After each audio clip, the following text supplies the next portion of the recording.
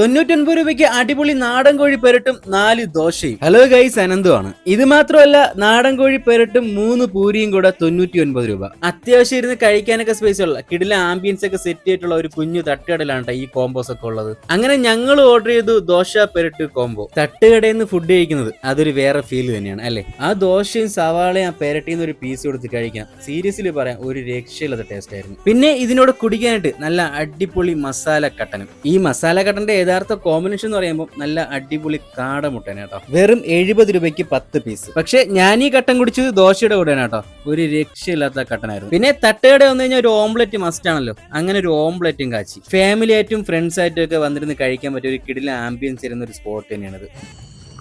എങ്ങനെയാ